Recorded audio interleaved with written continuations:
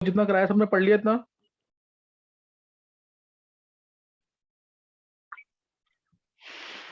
देखो S block के अंदर एक बार सुन लेंगे जल्दी से, मैंने क्या क्या करा दिया अभी तक।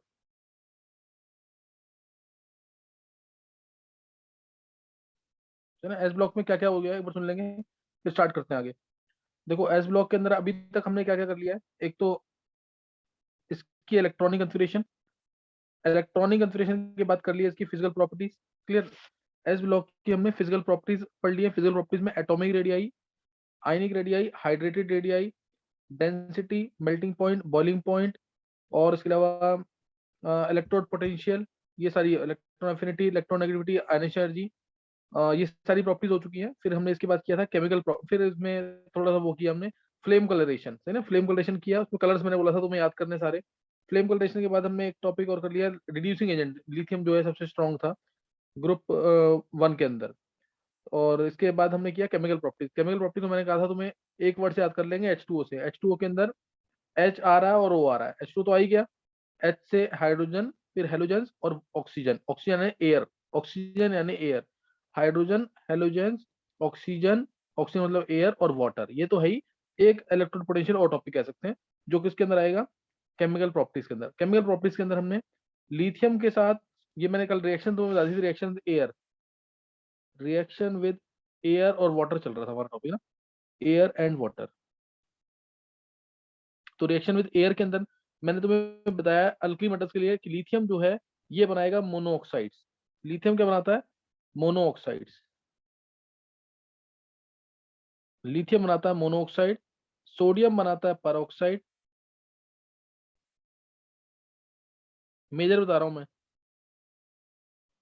पोटेशियम बनाता है सुपर ऑक्साइड। एक्सेस में होगा तो K2O बनाएगा, एक्सेस में होगा तो Na2O बनाएगा, है ना। ये इस तरह से बनाते हैं। Rest of the metal they form only super oxide. Potassium है, रुबीडियम है, सीजियम है, they only form super oxides. Reason क्या है इसका, साइज बड़ा है, O2 माइनस बड़ा होता है, O2 माइनस बड़ा होता है, इसलिए इसको आसानी से होल्ड कर सकते हैं। CSO2 सुपर ऑक्साइड्स के अंदर सबसे स्टेबल होगा, CSO2 RbO2 से। ये सब हो चुका है। इसका रीजन बता रखा है मैंने। वाई लिथियम, ये क्वेश्चन आएगा स्कूल में, ये क्वेश्चन आना है। Lithium forms monoxide, sodium form peroxide, potassium form super oxide. क्या रीजन है इसका, लिथियम आयन का साइज छोटा। लिथियम आयन का साइज क्या है, छोटा, स्मॉलर साइज है इसका, जो इसका रीजन है स्मॉल साइज। इसका पॉजिटिव फील्ड बहुत स्ट्रांग होगा। इसका पॉजिटिव फील्ड इसके राउंड, क्योंकि साइज छोटा है तो पॉजिटिव चार्ज कंसंट्रेटेड रहेगा छोटे वॉल्यूम पे, छोटे साइज पे।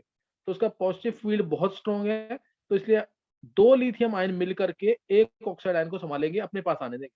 दो लिथियम आयन के because of strong positive field of lithium ion it forms monoxide.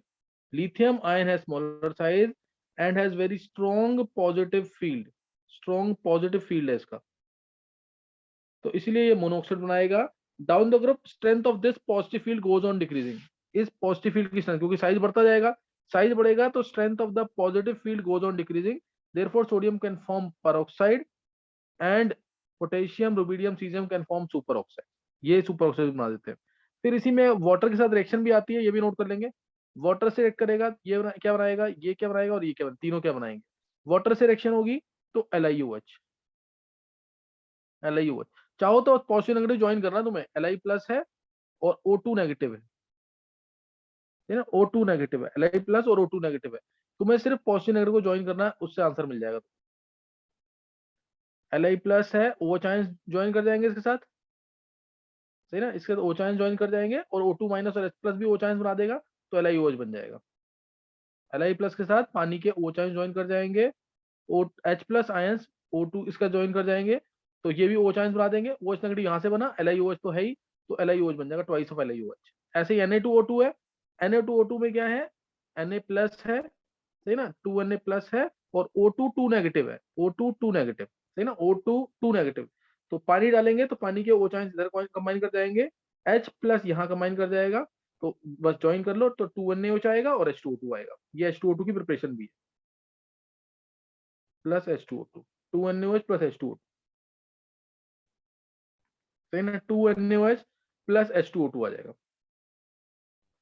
Clear. 2NaOH और H2O2 आ जाएगा, ये आ गया। और के O2 जो बना, KO2, ये बहुत इंपॉर्टेंट है, इसका क्वेश्चन आया हुआ है, एम्स के पेपर में आया हुआ, नीट में भी आया हुआ है। KO2 it is use in submarines and aircraft वगैरह में ये यूज करते हैं KO2 को। रीजन क्या है इसका, इसका रीजन क्या, कौन सा आएगा, इसका रीजन क्या है? KO2 is use in submarines and space craft, क्या रीजन आएगा इसका, कौन सा आएगा? क्योंकि सर ये वाटर H2 के साथ रिएक्ट करके O2 भी बाय प्रोडक्ट में देता है। हाँ बिल्कुल सही है, क्योंकि और जब सर ये रिएक्ट करेगा, कार्बन डाइऑक्साइड एब्जॉर्ब करता हाँ है। हाँ, कार्बन डाइऑक्साइड को एब्जॉर्ब करेगा, ऑक्सीजन रिलीज करेगा।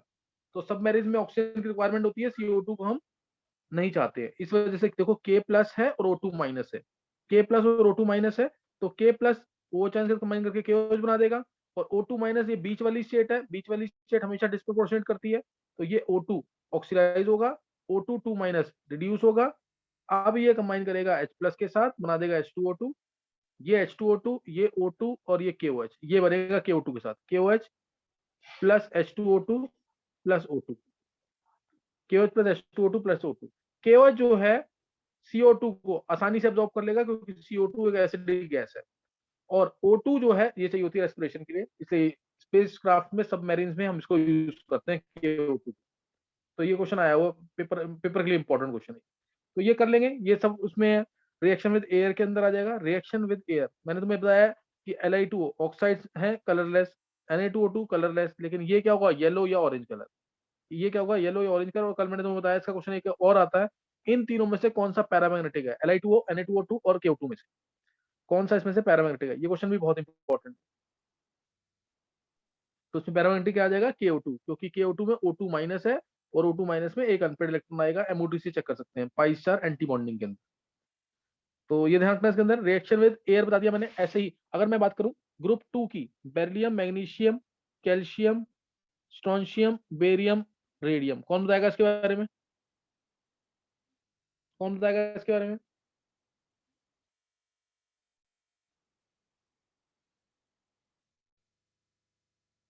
बताना किसी को। रिएक्शन विद एयर, एयर और वाटर के साथ अगर इनकी रिएक्शन होगी, ध्यान देंगे, एयर के साथ या वाटर के साथ रिएक्शन होगी तो beryllium, magnesium do not react, क्योंकि इनके ऊपर एक प्रोटेक्टिव ऑक्साइड लेयर बन जाती है, क्योंकि इनके ऊपर एक प्रोटेक्टिव ऑक्साइड, मैग्नीशियम फिर भी रिएक्ट कर जाता है, मैग्नीशियम जो है गर्म करेंगे तो ये रिएक्ट कर जाएगा, है ना, एयर और वाटर के साथ, लेकिन बेरिलियम तो नहीं रिएक्ट करता है। बेरिलियम अगर रिएक्ट करता भी है ना, इसको पाउडर फॉर्म में ले आएंगे, पाउडर फॉर्म में लाने से सरफेस एरिया बढ़ जाता है, सरफेस एरिया बढ़ जाता है तो रेट ऑफ रिएक्शन बढ़ जाता है, स्पीड रिएक्शन की बढ़ जाती है, इसलिए अगर पाउडर फॉर्म में है और गर्म करेंगे हम इसको, तो ये रिएक्ट करके एयर के साथ, एयर के साथ ये क्या बना देगा, Be3N2, BeO, मिलेगा मिक्सचर, ये एग्जिस्ट भी करते हैं, ऐसे ही ये Mg3N2 और MgO, और ये तो बहुत, ये सब तो वायलेंटली रिएक्ट करते हैं एयर के साथ, ये तो ऑक्सीजन के साथ बहुत वायलेंटली रिएक्ट करते हैं, और इस वजह से ये वैक्यूम क्रिएट करने के काम आते हैं, ये यूज में भी आएगा। जैसे बेरिलियम कहाँ यूज होता है, ये आजकल यूजेस भी आ रहे हैं, IIT में से यूजेस भी आए हैं। बेरिलियम कहाँ यूज होता है, विंडोज ऑफ एक्सरे ट्यूब्स के अंदर, बेरिलियम कहाँ यूज होता है, विंडोज ऑफ एक्सरे ट्यूब में बेरिलियम प्रेजेंट होता है। मैग्नीशियम जो है, अगर इसको मिक्स कर देंगे 3% मिक्स्ड मेटल के साथ, मैग्नीशियम का यूज क्या है, मैग्नीशियम को अगर मैंने 3% मिक्स्ड मेटल से मिक्स कर दिया, जो एलॉय होता है मेनली लेंथेनम और सीरियम का, मिक्स्ड मेटल के साथ 3% मिक्स मेटल का मिक्स कर दिया ना मैग्नीशियम को, तो ये जेट इंजन पार्ट्स बनाने के काम आता है, स्पेस क्राफ्ट में यूज होता है, और जेट इंजन पार्ट्स बनाने के काम आता है। 3% मिक्स मेटल क्या है, लेंथेनम प्लस सीरियम, 95% होते हैं इसके अंदर, 95%। 5% आयरन होता है इसके अंदर, 5% आयरन होता है, और ट्रेसेस में स्काल याद कर लेना, स्काल यानी सल्फर, कार्बन, कैल्शियम, एल्यूमिनियम, ये ट्रेसेस में होता है, मिक्स मेटल ये चीज है। तो जेट इंजन पार्ट्स बनाने का काम आता है, और MgO छोटा है, ये सबको पता होगा, एज एन एंटासिड यूज होता है। मिल्क ऑफ मैग्नीशिया भी यही है, ऑब्जेक्टिव में पूछा हुआ है, milk of magnesia, milk of magnesia यही है। मिल्क ऑफ लाइम बोलता है तो क्या बोलेंगे, milk of lime, suspension of CaO2, suspension of CaO2, ये ऑब्जेक्टिव में पूछा हुआ है IIT मेंस के, ये सस्पेंशन ऑफ लाइम है ना, सस्पेंशन ऑफ CaO2, इसको बोलेंगे milk of lime. Lime water क्या होता है, कोलाइडल सॉल्यूशन जो होती है ना CaO2 की, उसको बोलते हैं लाइम वाटर, ये है suspension, suspension of CO2, this is called as milk of lime. तो ये चीज ध्यान रखना है। इसके अंदर मैंने इसकी, और ये कैल्शियम स्ट्रोंशियम बेरियम मेनली कहाँ यूज होते हैं, कैल्शियम स्ट्रोंशियम बेरियम, ये एयर से बहुत फास्ट रिएक्ट करते हैं, ऑक्सीजन के साथ बहुत फास्ट रिएक्ट करते हैं। तो कहीं अगर वैक्यूम क्रिएट करना है ना, तो उधर यूज करेंगे इसको, कैल्शियम स्ट्रोंशियम बेरियम को, कहीं वैक्यूम क्रिएट करना। और ये तीनों सुपर ऑक्साइड भी बना सकते हैं थोड़े हाई टेम्परेचर पे। CaO2, ये पर ऑक्साइड सुपर ऑक्साइड बनाते हैं। BaO2, इस तरह से PaO2, SrO2, ये बन गया परऑक्साइड्स। ये परऑक्साइड्स है बनाते हैं जो परऑक्साइड्स। और रेडियम का पता होगा सबको, रेडियम कहाँ यूज होता है, रेडियम कहाँ यूज होता है? सर कैंसर ट्रीटमेंट में यूज करते हैं इसका आइसोटोप। हाँ, रेडियम बिल्कुल सही है। ये कीमो वगैरह में यूज होता है, ये ट्रीटमेंट ऑफ कैंसर के अंदर रेडियम हो गया, या फिर इसके अलावा रेडियम के अलावा थोरियम हो गया, या फिर एक सब्सटेंस आता है सिस्प्लेटिन, सिस्प्लेटिन, ये भी ट्रीटमेंट ऑफ कैंसर में यूज करते हैं इसको। तो ये यूजेस भी मैंने यहाँ बता दिए तुम्हें, यूजेस इसके, beryllium, magnesium, calcium, strontium, barium, radium, इसके यूजेस बता दिए। बेरिलियम का मैंने तुम्हें बताया कि बेरिलियम का यूज पूछा हुआ पेपर के अंदर, ये भी 2-3 साल के अंदर अंदर ही आया हुआ है। विंडोज ऑफ एक्सरे ट्यूब में बेरिलियम प्रेजेंट होता है, तो ये भी इंपॉर्टेंट है यहाँ पे। मैग्नीशिया तुम्हें पता ही है, वो था कि एज एन एंटासिड यूज होता है, एसिडिटी को दूर करने के लिए हम इसको यूज करते हैं, MgO छोड़वाइज को।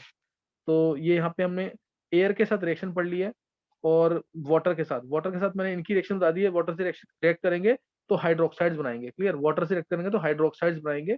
बेरिलियम नॉर्मल कंडीशन पे रिएक्ट नहीं करता, मैग्नीशियम भी नॉर्मल कंडीशन पे रिएक्ट नहीं करता है, पाउडर फॉर्म में कर देते हैं इनको तो फिर भी रिएक्शन हो जाती है गर्म करके।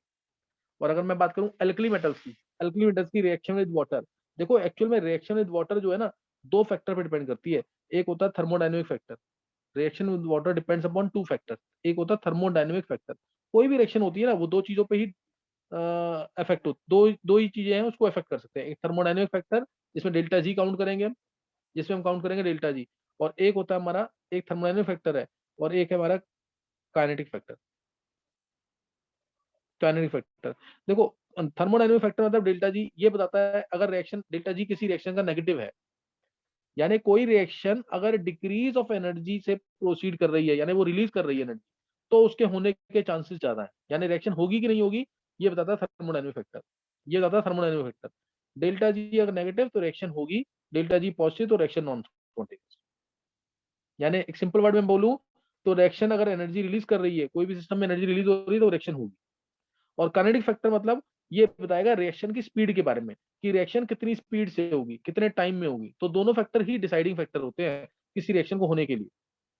मान लो डेल्टा जी नेगेटिव आ गया किसी रिएक्शन का, किसी रिएक्शन का डेल्टा जी नेगेटिव आ गया, और तो इसका मतलब वो रिएक्शन होगी, लेकिन ये नहीं पता लगा कितने टाइम में होगी।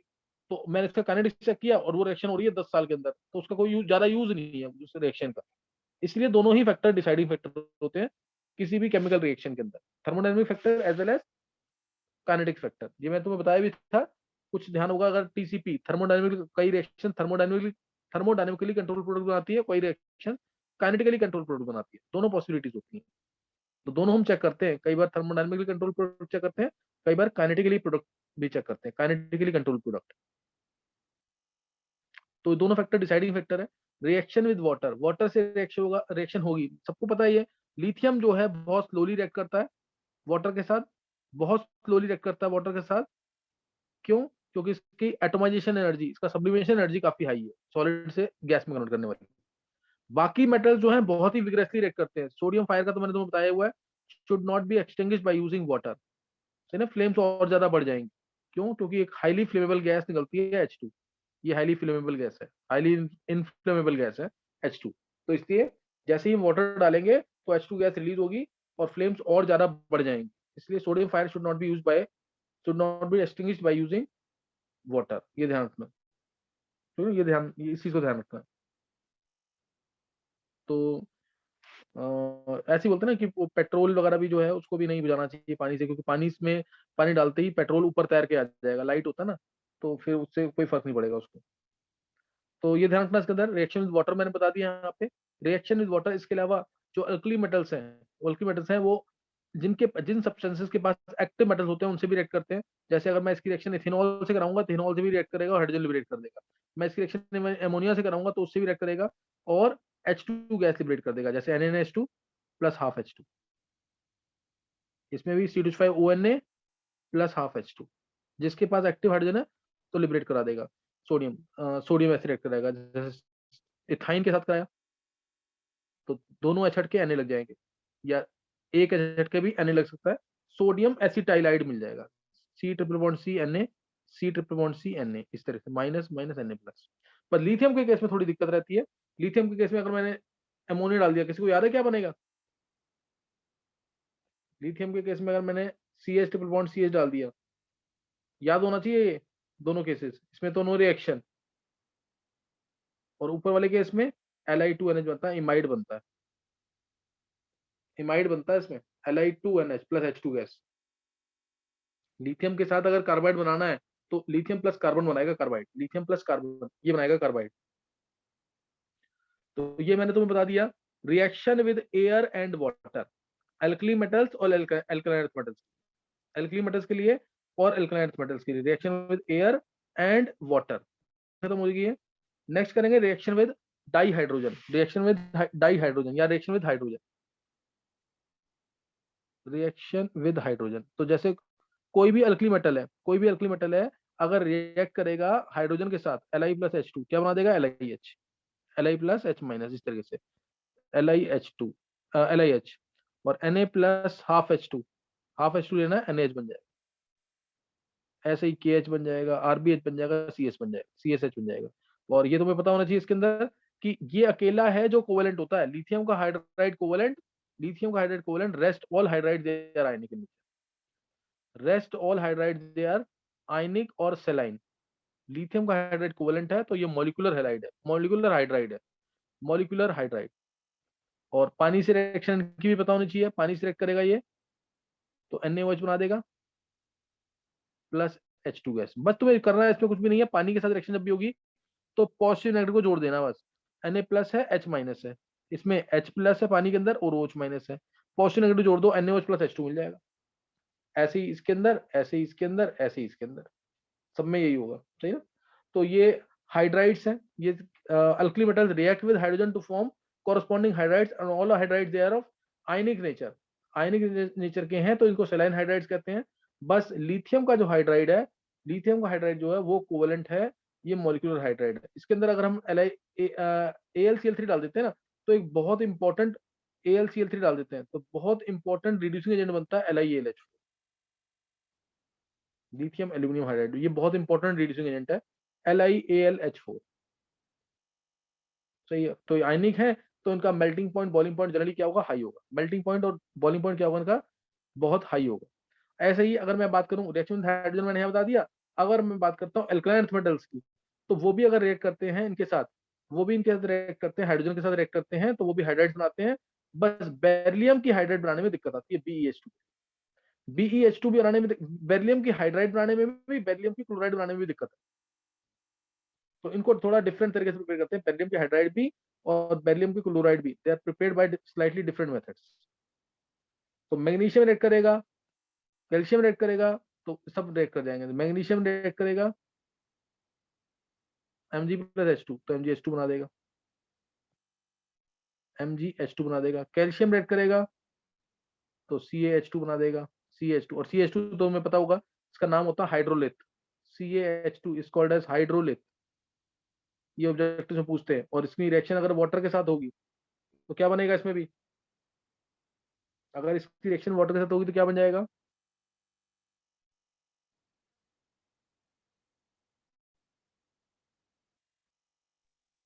CaOH whole twice plus H2. हाँ बिल्कुल सही है, COH twice plus H2 gas,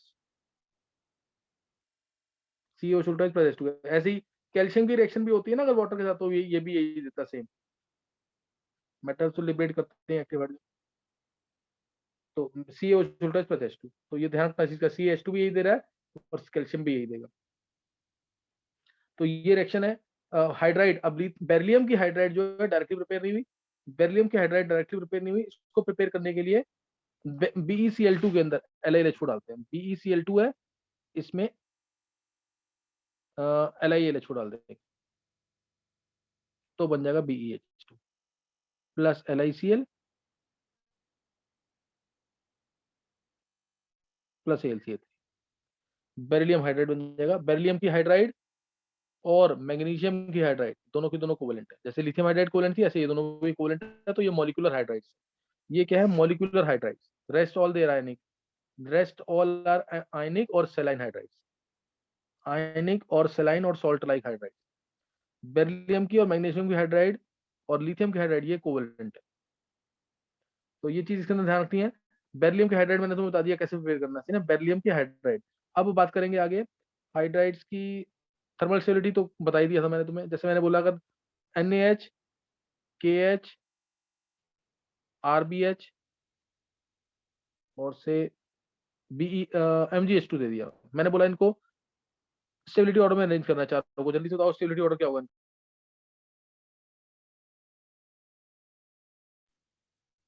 इनका, स्टेबिलिटी ऑर्डर क्या होगा इन चारों का?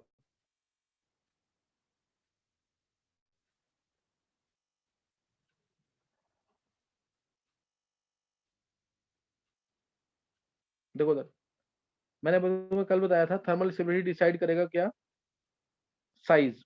H- वगैरह क्या है, सिंगल एटम है ना, सिंगल एटम है तो जितना छोटा कैटायन होगा उतनी ज्यादा स्टेबिलिटी। तो MgH2 सबसे ज्यादा स्टेबल, फिर NaH, फिर KH, फिर RBH।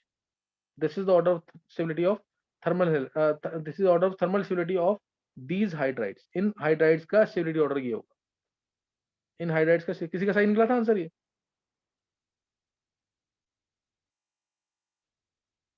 थर्मल स्टेबिलिटी मतलब मैं इसको गर्म कर रहा हूँ, गर्म करने पे बॉन्ड चेक करना है, बॉन्ड जिसका स्ट्रॉन्ग है, जिस साइज छोटा तो बॉन्ड स्ट्रॉन्ग होगा, इसलिए। तो इस तरह से कर लेंगे।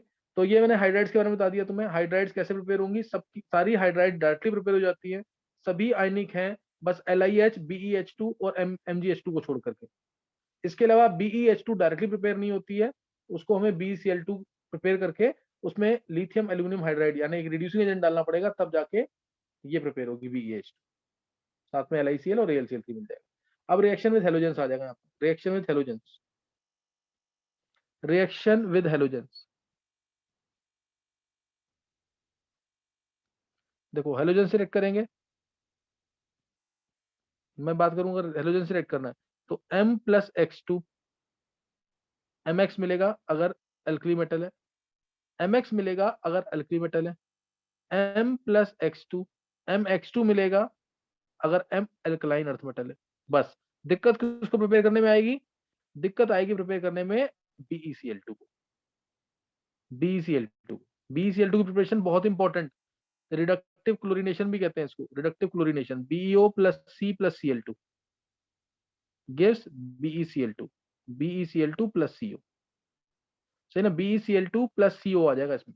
ये बहुत इंपॉर्टेंट प्रिपरेशन है BeCl2, सही ना, इंपॉर्टेंट प्रिपरेशन है BeCl2। BeO plus C plus Cl2 उसको बोलते हैं रिडक्टिव क्लोरीनेशन, रिडक्टिव क्लोरीनेशन, सही ना। रिडक्टिव क्यों बोला, क्योंकि ऑक्सीजन से हटा है, ऑक्सीजन हटना क्या होगा, रिडक्शन। और Cl2 डाला है, Cl2 डाला है तो क्लोरीनेशन, रिडक्टिव क्लोरीनेशन। इस तरीके से क्या क्या प्रिपेयर होता है वो भी नोट कर लेंगे। MgO+C+Cl2 ये भी प्रिपेयर कर सकते हैं हम, MgCl2+CO।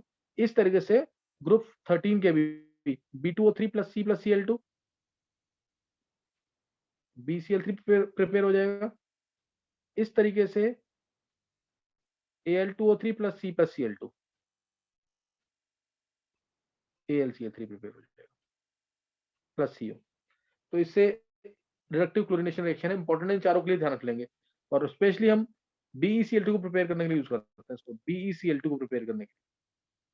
तो अगर एक इंपॉर्टेंट कन्वर्जन दे दूं मैं, बेरिलियम से कन्वर्ट करना है BeH2, शायद मैंने कराया भी लेक्चर्स में, Be से BeH2 बनाना है, तो कौन बताएगा ये प्रिपरेशन, Be से BeH2?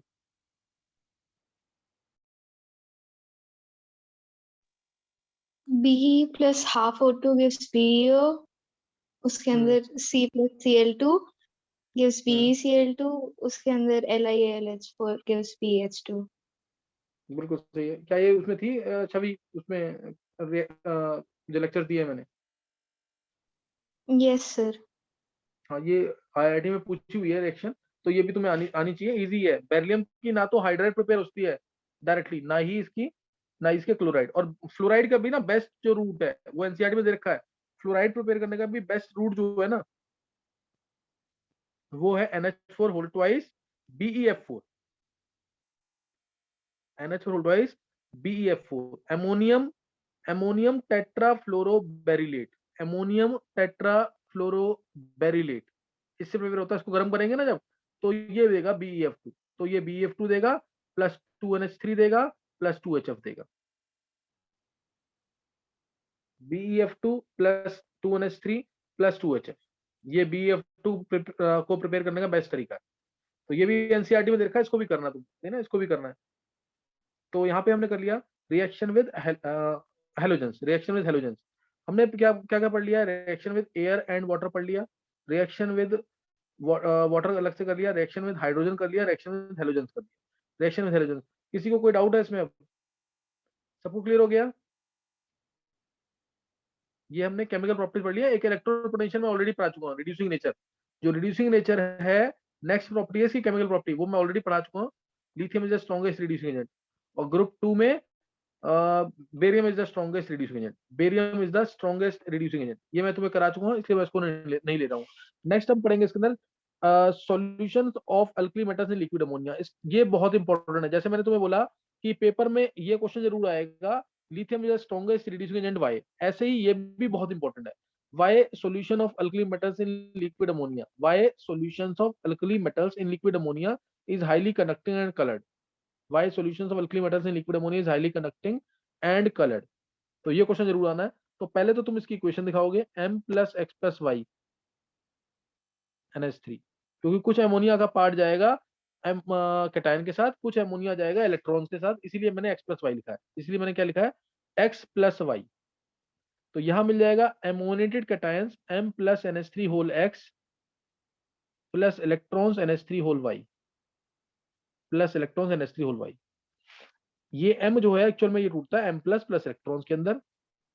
अब M प्लस के साथ एमोनिया गए x मोल्स, और इलेक्ट्रॉन्स के साथ y मोल्स ऑफ एमोनिया गए। तो इसलिए मैंने लिख दिया है एमोनिएटेड कैटायंस कहते हैं इसको, एमोनिएटेड कैटायंस कहते हैं इसको एमोनिएटेड इलेक्ट्रॉन्स कहते हैं, एमोनिएटेड इलेक्ट्रॉन, एमोनिया फिर टीईडी, एमोनिया फिर टीईडी, this is called as ammoniated cation and this is called as ammoniated electrons, ammoniated cations, ammoniated electrons. ये अब इसमें आ जाएगा क्या, ये एमोनिएटेड कैटायंस एमोनिएटेड इलेक्ट्रॉन्स बता दिया मैंने यहाँ पे। अब ध्यान देंगे ऐसे ही ना उसके अंदर भी होगा, M प्लस M यहाँ पे अल्कलाइन अर्थ मेटल है, X प्लस 2Y लिया एमोनिया, तो ये मिल जाता है यहाँ पे M2 प्लस, यानी M2 प्लस आएगा ना यहाँ पे, M के M2 प्लस प्लस 2 इलेक्ट्रॉन्स, तो क्या आ जाएगा NH3 whole X plus twice of electrons NH3 whole Y, ये आ जाएगा, ये आ जाएगा इसके अंदर। और कुछ टाइम पड़े पड़े अपने आप ही एमोनिएटेड कैटायंस जो हैं इलेक्ट्रॉन्स को लेकर के MnH2 में कन्वर्ट हो जाते हैं। ये क्या है, लिक्विड अमोनिया। गैसियस अमोनिया में रिएक्शन मैंने तो बताई है कि MnH2 बनता है। अपने आप पड़े पड़े जो एमोनिएटेड कैटायंस हैं, एमोनिएटेड कैटायंस जो हैं इलेक्ट्रॉन्स को गेन करेंगे, साथ में लिक्विड अमोनिया भी आता है इसमें, और बन जाएगा MnH2 प्लस हाफ H2। ये तो मैंने रिएक्शन बता दी। अब इसका जो क्वेश्चन आना है, क्वेश्चन मैंने तुम्हें क्या बताया, इसका क्वेश्चन जो आएगा वो क्या आएगा, solution of alkali metals in liquid ammonia highly conducting and coloured. Blue colour की सॉल्यूशन होती है। ये ऑब्जेक्टिव में IIT में भी क्वेश्चन भी आया था रिसेंटली कि कौन सा ब्लू कलर का है। तो एमोनिएटेड कैटायंस, एमोनिएटेड इलेक्ट्रॉन्स की वजह से, देखो जैसे ही हम अल्कली मेटल को हीट करेंगे अमोनिया, लिक्विड अमोनिया के अंदर, तो ये वाले इलेक्ट्रॉन जो है ना, ये वाले इलेक्ट्रॉन ये एक्साइट होंगे हायर एनर्जी लेवल पे, ये इलेक्ट्रॉन्स एक्साइट होंगे, ammoniated electrons will get excited to higher energy level, जहां पे उनकी लाइफ कम है, ग्राउंड स्टेट पे आएंगे और कॉम्प्लीमेंट्री ब्लू कलर रिफ्लेक्ट करते हैं, कॉम्प्लीमेंट्री ब्लू कलर रिफ्लेक्ट करते हैं।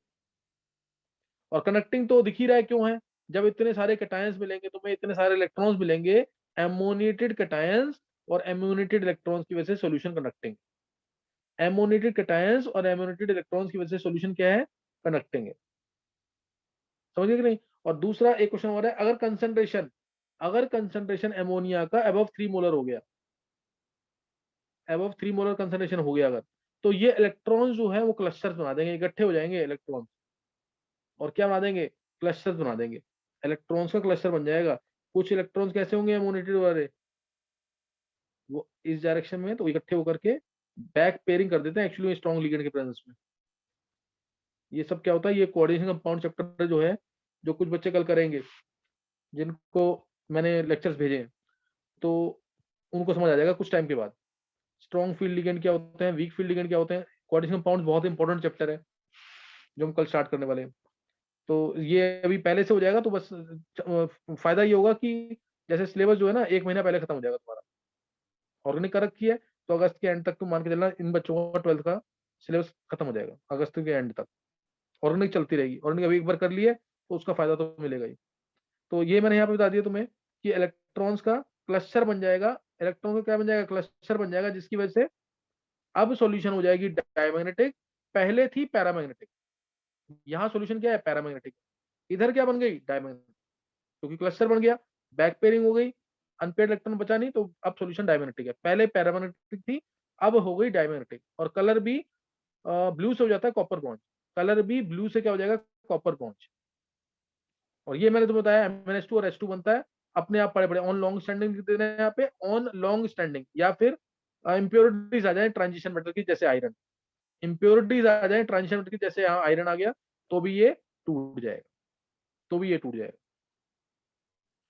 सही ना। तो ये मैंने बता दिया तुम्हें, रिएक्शन बता दी, reaction of alkali metals and alkaline metals in liquid ammonia, reaction of alkali metals and alkaline metals in liquid ammonia.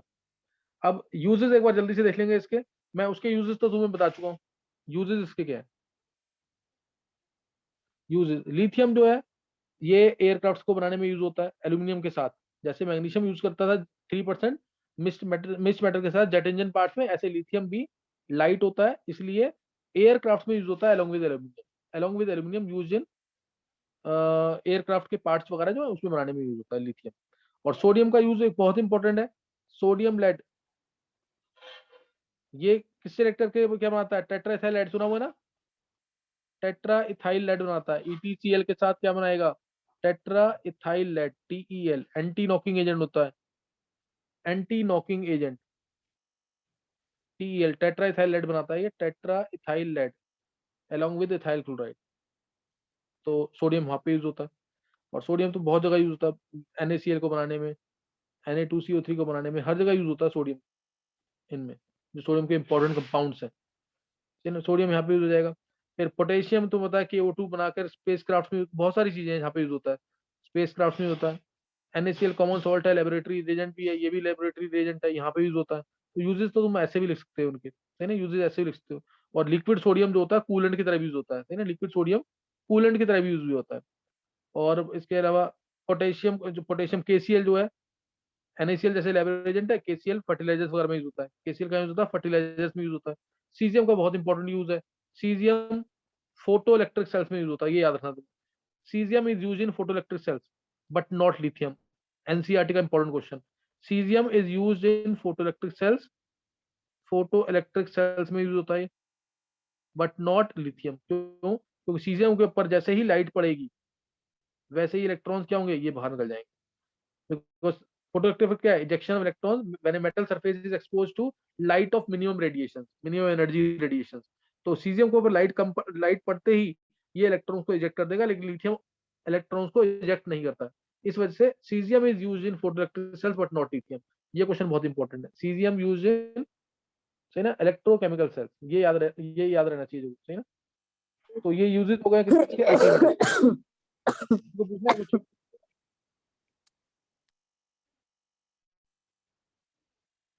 किसी को पूछना है कुछ,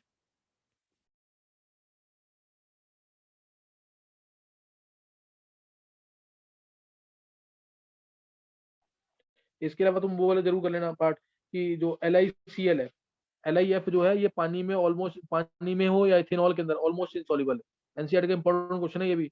LiF ऑलमोस्ट इनसॉल्युबल है क्योंकि Li प्लस और F माइनस बहुत हाई लैटिस एनर्जी है, दोनों का साइज छोटा है ना, लैटिस एनर्जी बहुत ज्यादा है, इसका लैटिस ब्रेक ही नहीं करता पानी के अंदर, लैटिस एनर्जी हाई, ये वर्ड याद रखना। लेकिन LiCl जो है ना, ये पार्शियली कोवेलेंट है, पार्शियली कोवेलेंट पार्शियल आयनिक, जैसे तुम कह सकते हो 50-50% है दोनों का, आयनिक कैरेक्टर भी और कोवेलेंट कैरेक्टर भी, इसलिए पानी के अंदर भी सॉल्युबल है और एसीटोन के अंदर भी सॉल्युबल है। ये एनसीईआरटी का क्वेश्चन है। एसीटोन में भी सॉल्युबल है, मतलब इतना नहीं है सॉल्युबल, क्योंकि इसके अंदर partial covalent character, partial ionic character है, therefore it is soluble both in water as well as in acetone, दोनों के अंदर सॉल्युबल है। सही ना, ये दोनों के अंदर सॉल्युबल है LiCl। ये एनसीईआरटी का इंपॉर्टेंट क्वेश्चन है, इसको जरूर कर लेना। तो यहां तक अभी हमने खत्म कर लिया ना। अब हमें खत्म जो करना है ना मेनली, वो है कंपाउंड्स ऑफ सोडियम। कंपाउंड्स मैंने ये यहाँ तक बता दिया तुम्हें, एक में बायोलॉजिकल इंपॉर्टेंस रह गया और एक compounds of sodium and calcium. ये हम ट्राई करेंगे, कल खत्म कर लेंगे इसको। तो यहाँ तक पढ़ के रखना, और कल कुछ बच्चों को कोऑर्डिनेशन कंपाउंड्स करना है अटेंड, मैं भेज दूंगा लिंक तुम्हें।